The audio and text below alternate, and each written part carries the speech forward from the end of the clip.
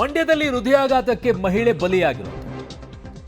ಮನೆಯಲ್ಲಿ ಪಾತ್ರೆಯನ್ನ ತೊಳಿತಾ ಇದ್ದಾಗಲೇ ಹೃದಯಾಘಾತ ಆಗೋಗಿದೆ. ಕುಸಿದು ಬಿದ್ದಿದ್ದಾರೆ 45 ವರ್ಷದ ಶೀಲಾ. ಯಾಕೆ ಹೀಗಾಯಿತು?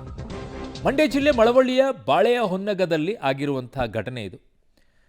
ಸೊ ನೋಡಿ, ಏನಕ್ಕೆ ಆಗ್ತಾ ಇದೆ, ಯಾಕೆ ಆಗ್ತಾ ಇದೆ ಅನ್ನುವಂಥ ಪ್ರಶ್ನೆ ತುಂಬ ಜನರಲ್ಲೂ ಕೂಡ ಕಾಡ್ತಾ ಇದೆ ಇದು. ಆಮೇಲೆ ಬಹುತೇಕ ಎಲ್ಲ ವೈದ್ಯರು ಹೇಳ್ತಾ ಇರುವಂಥದ್ದು ಒಂದೇ, ಈಗಿನ ನಮ್ಮ ಜೀವನ ಶೈಲಿ ಮತ್ತು ಅತಿ ಹೆಚ್ಚು ನೀವು ಬಳಕೆ ಮಾಡುವಂಥ ಮೊಬೈಲ್ ರೇಡಿಯೇಷನ್ ಭಾಳ ದೊಡ್ಡ ಮಟ್ಟದಲ್ಲಿ ಡ್ಯಾಮೇಜನ್ನು ಮಾಡ್ತಾ ಇದೆ. 3 ಹೊತ್ತು ಕೂತ್ಕೊಂಡ್ಬಿಟ್ಟು ಮೊಬೈಲ್ ನೋಡ್ಕೊಂಡು ಕೂತ್ಕೊಂಡ್ಬಿಟ್ರೆ ಮುಗಿದೋಯ್ತು. ರೀಲ್ಸ್ಗಳನ್ನು ಮೇಲಿಂದ ಕೆಳಗೆ, ಕೆಳಗಿಂದ ಮೇಲೆ ಓಡಿಸ್ತಾ ಇರೋದು. ಮೊಬೈಲ್ ಬಿಟ್ಟು ಇರೋಕ್ಕೆ ಆಗದೆ ಇರುವಂಥ ಪರಿಸ್ಥಿತಿ, ಅದು ಹೆಚ್ಚಿನ ರೀತಿಯಾದಂಥ ಡ್ಯಾಮೇಜ್ ಮಾಡ್ತಾ ಇದೆ ಅಂತ ನಾನು ವೈದ್ಯರ ಜೊತೆಗೆ ಡಿಸ್ಕಷನ್ ಮಾಡಬೇಕಾದ್ರೆ ಹೇಳ್ತಾ ಇದ್ರು. ಹಿಂದೆ ಇದ್ದಂಥ ಆಹಾರ ಪದ್ಧತಿ, ಎಷ್ಟು ಗಂಟೆ ಒಳಗಡೆ ತಿನ್ನಬೇಕು, ಏನು ಮಾಡಬೇಕು, 12 ಗಂಟೆ 1 ಗಂಟೆ ರಾತ್ರಿ ಎಲ್ಲ ತಿನ್ನೋದು ಆರ್ಡ್ರ್ ಮಾಡಿಸ್ಕೊಂಡು. ಆಮೇಲೆ ಏನು ತಿಂತಾ ಇದ್ದೀವಿ ಅನ್ನುವಂಥ ಪರಿಜ್ಞಾನ ಇರೋದಿಲ್ಲ. ಆರ್ಡ್ರ್ ಮಾಡು, ತಿಂತಾ ಇರು. ಅವನು ಏನು ಕೊಟ್ಟಿರ್ತಾನೆ, ಅವನು ಏನು ಕಳಿಸ್ತಾನೆ, ಅದರಲ್ಲಿ ಏನು ಬಳಕೆ ಮಾಡಿರ್ತಾನೆ ಯಾರಿಗೂ ಇಲ್ಲ. ಟೇಸ್ಟ್ ಚೆನ್ನಾಗಿದ್ರೆ ಸಾಕು. ಆ ಟೇಸ್ಟ್ ಬರೋಕ್ಕೆ ಅವನು ಏನು ಮಾಡಿರ್ತಾನೆ ಯಾವನಿಗೂ ಗೊತ್ತಿಲ್ಲ. ತರಿಸ್ಕೋ, ತಿಂತಾ ಇರು. ಅದು ಒಂದು ಕಾರಣ. ಮೊಬೈಲ್ ಬಳಕೆ ಅಂತಿದ್ದಾರೆ. ಹಲವು ರೀತಿ ಕಾರಣ ಇದೆ.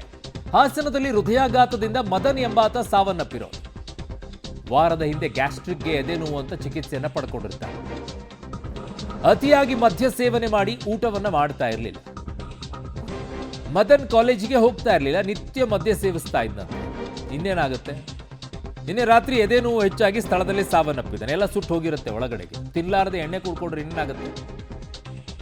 ಒಳಗಡೆ ಪೆಟ್ರೋಲ್ ಸುರಿದಂಗೆ ಅದು. ಹೊರಗಡೆಗೆ ಪೆಟ್ರೋಲ್ ಹಾಕಿದ್ರೆ ಏನಾಗುತ್ತೆ? ಹಂಗೆ ಒಳಗಡೆಗೆ ಸುಟ್ಟು ಹೋಗಿರುತ್ತೆ. 22 ವರ್ಷ ಕಾಲೇಜ್ ಸೇರ್ಕೊಂಡಿದ್ದ, ಕಾಲೇಜಿಗೆ ಹೋಗ್ತಾ ಇರಲಿಲ್ಲ. ಮುಡಿಸಿಂದ ಮನೆ ಬಂದಿರಲ್ಲ, ಊಟ ತಿಂಡಿ ಎಲ್ಲ ಬಿಟ್ಟಿದ್ದಂತೆ, ಡ್ರಿಂಕ್ಸ್ ಎಲ್ಲ ಓವರಾಗಿ ಏನೇನೋ ಅಂತ ಫೋನ್ ಮಾಡಿದ. ಅಲ್ಲಿ ಬರೋತ್ತಿಗೆ ಓದಾಡ್ತಿದ್ದ. ಅವ್ರು ನಮ್ಮ ಫ್ರೆಂಡ್ ಮನೆಗೆ ಹೋಗಿದ್ದ. ಅಲ್ಲಿಂದ ಬರಬೇಕಾದ್ರೆ ಅಲ್ಲಿ ಸರ್ಕಲ್ಲಿ ಬಂದು ಎದೇನೋ ಅಂತ ಫೋನ್ ಮಾಡೋದು ಆಗೋಗಿದ್ದು. ನಾವು ಅವನೇ ಫೋನ್ ಮಾಡಿದ್ದ, ಎದೇನೋ ಓದೈತೆ. ಆಮೇಲೆ ಆಂಬುಲೆನ್ಸ್ ಬಂತು. ಆಂಬುಲೆನ್ಸಲ್ಲಿ ಪಲ್ಸ್ ಎಲ್ಲ ಹಾಕಿದ್ದು ಮಾಡಿದ್ರು, ಇಲ್ಲ ಜೋ ಐತೆ ಮತ್ತು ಪೋಸ್ಟ್ ಮಾರ್ಟಮ್ ಮೇಲೆ ಸುಮ್ಮನೆ ಏನು ಮಾಡೋಕ್ಕೆ ಏನು ಯಾವುದೂ ಸಮಸ್ಯೆ ಇಲ್ಲ. ಈ ಒಂದು ವಾರದಿಂದ ಹುಷಾರಿಲ್ಲ, ಎದೆವರಿ ಅಂತ ಹೇಳ್ಬಿಟ್ಟು ಅಡ್ಮಿಂಟ್ ಆಗಿದ್ರು. ಕುಡಿಬೇಡ ಅಂತ ಹೇಳಿ ಕಳಿಸಿದ್ರು.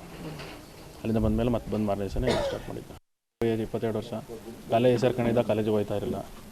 ಮುಡಿಸಿಂದ ಮನೆ ಬಂದಿರಲ್ಲ, ಊಟ ತಿಂಡಿ ಎಲ್ಲ ಬಿಟ್ಟಿದ್ದಂತೆ, ಡ್ರಿಂಕ್ಸ್ ಎಲ್ಲ ಓವರಾಗಿ ಏನೇನೋ ಅಂತ ಫೋನ್ ಮಾಡಿದ. ಅಲ್ಲಿ ಬರೋತ್ತಿಗೆ ಓದಾಡ್ತಿದ್ದ.